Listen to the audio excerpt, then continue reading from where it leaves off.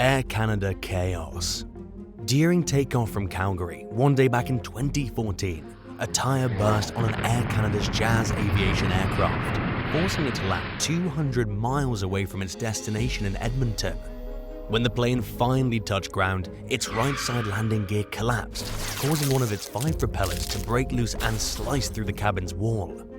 The wayward propeller smashed into the head of a passenger named Christina Curlow, who was quickly rushed to the hospital with a concussion.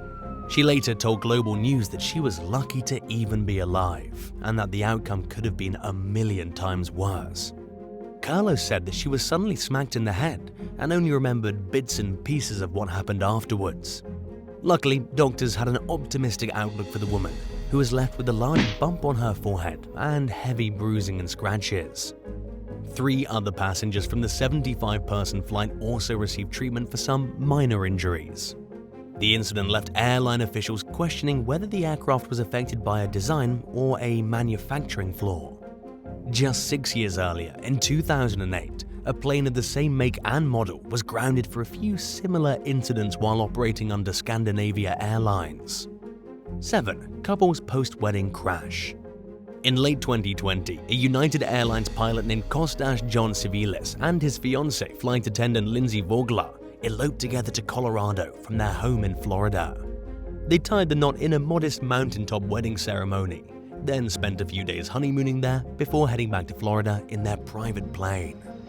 Shortly after taking off from Telluride Airport, the small Beechcraft Bonanza aircraft crashed into the San Juan Mountains.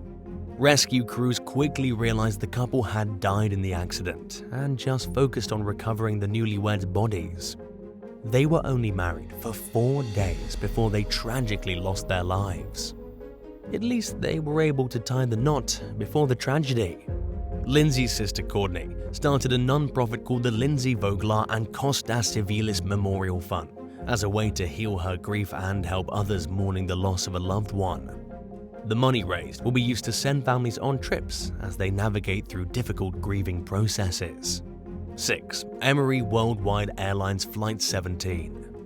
The night of February 16, 2000 started out like any other for the 3-person crew on Emery Worldwide Airlines Flight 17, a routine cargo flight from Reno, Nevada to Dayton, Ohio.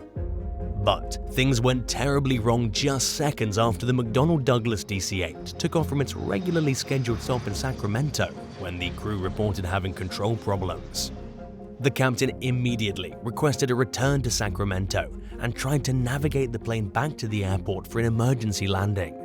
He declared an emergency to the crew and told the air traffic control tower the aircraft had an extreme center of gravity problem. The crew tried to stabilize the plane as best they could while it swayed to the left and right and moved erratically, failing to obey any of the controls or maneuvers they attempted to input. Less than 2 minutes after taking off and before they could make it back to the airport, the pilots lost complete control of the DC-8 plane and crashed into a salvage yard, hitting hundreds of cars and causing fuel tanks to rupture and explode. All 3 crew members died in the horrific crash. A National Transportation Safety Board (NTSB) investigation found that the rod for a part of the plane's right elevator control tab had detached, causing the loss of control. The agency also blamed Emery Worldwide Airlines for a faulty maintenance procedure, causing the improper rod attachment, as well as the company's failure to properly inspect the flawed part.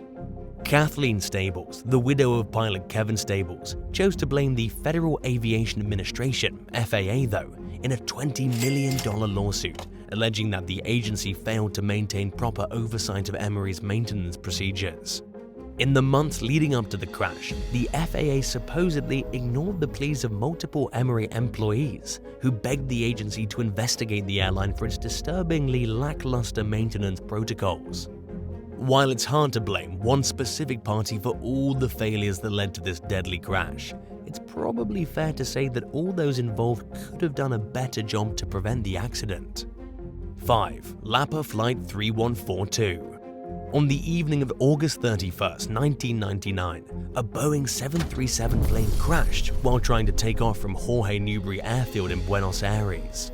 Operating under the Argentine airline Líneas Aéreas Privadas Argentinas, LAPA, the aircraft was scheduled to take 98 passengers and 5 crew members to the city of Cordoba, just 475 miles away. Air traffic controllers lost contact though with the crew just a minute after takeoff started. In the meantime, the plane crashed to the ground below, slamming into cars as it barreled across a busy highway, colliding with the highway median and nearby road construction equipment. It finally came to a stop in a grassy area before bursting into flames. 63 passengers and 2 individuals that were hit on the ground died, while at least 34 others were injured, some seriously. It was one of Argentina's worst civilian air crashes in history. Fabian Alejandro Núñez, who escaped through the back of the plane, told The Guardian he could feel the aircraft losing control when it was just a few feet above ground, right before it hit the airport's perimeter fence. He saw the plane hit at least 3 cars and said some people were literally on fire after the explosion. An investigation found that the crew ignored an alarm that sounded by the plane's takeoff warning system as the 737 just sped down the runway. They mistakenly set the flaps to a fully retracted position instead of extending them, which prevented the aircraft from lifting off and led to this deadly series of events. The final report blamed many factors, including a lack of discipline among the crew, the pilot's chatter about irrelevant things to the flight, personal problems that affected their flying ability, insufficient psychological screenings, heightened emotions, and more.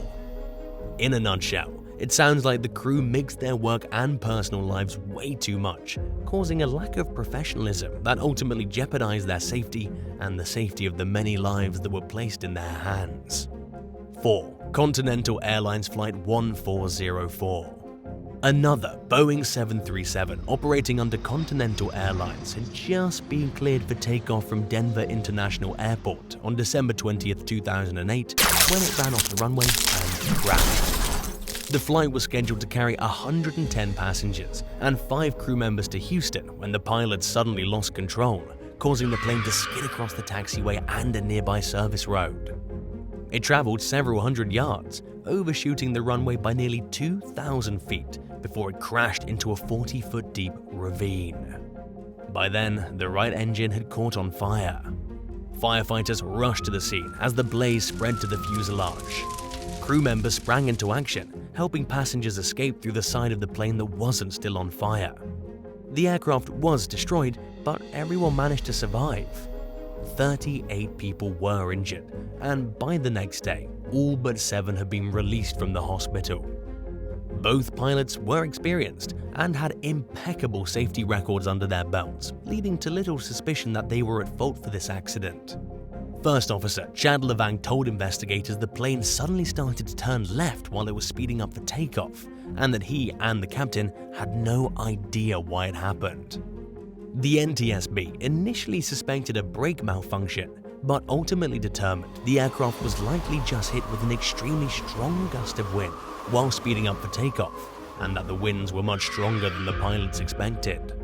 In their efforts to remedy the problem, they misjudged the cause and failed to correct the plane's rudder, which would have been the most appropriate and effective response.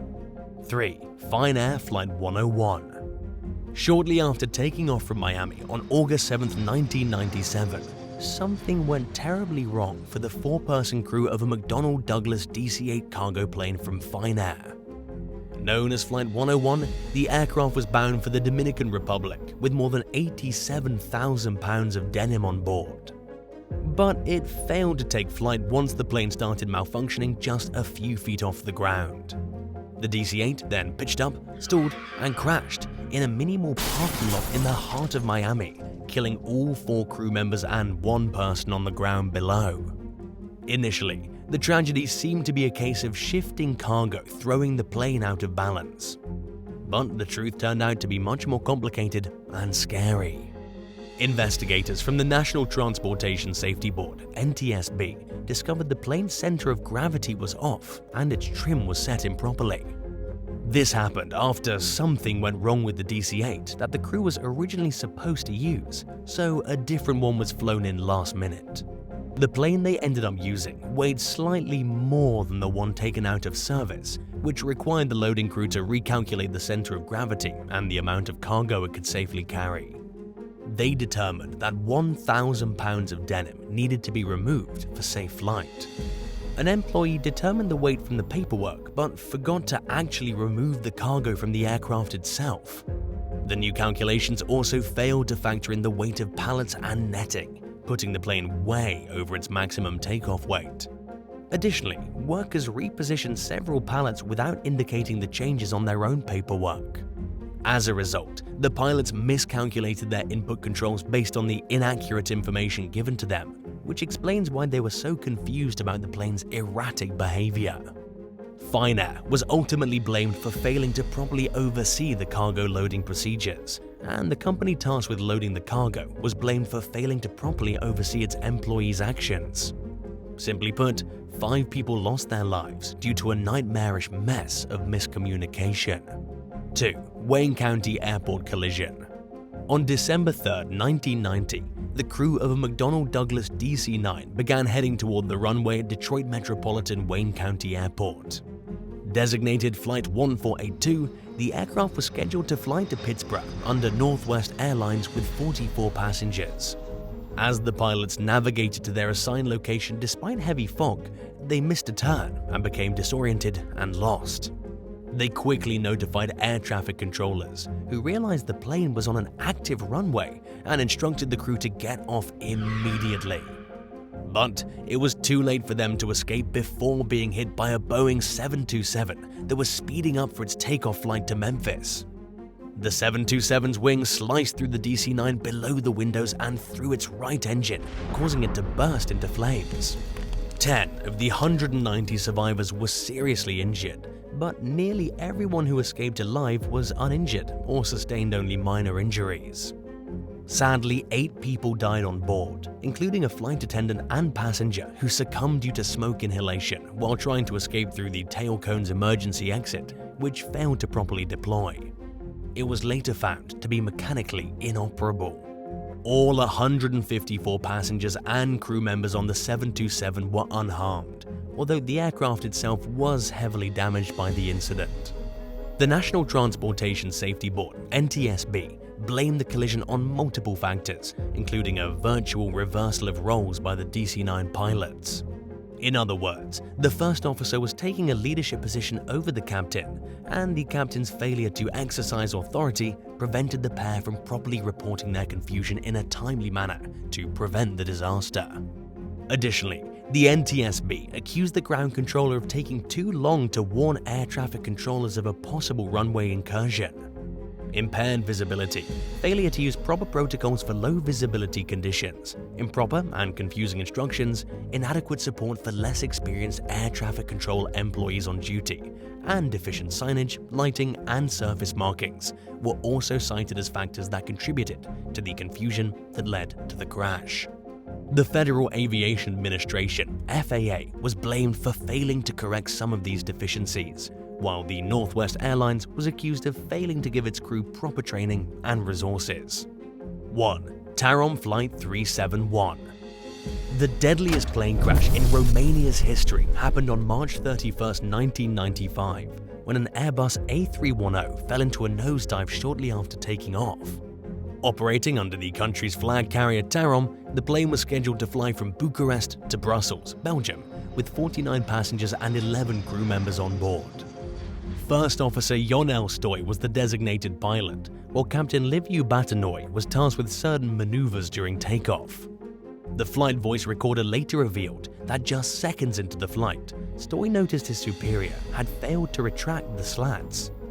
He asked Batanoy what was wrong, and the captain said he felt sick, then went silent, most likely after falling unconscious.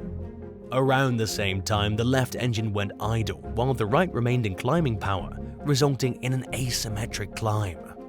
The plane then lost speed as it began to bank sharply to the left, but Stoy apparently failed to notice as he kept trying to wake Batanoy.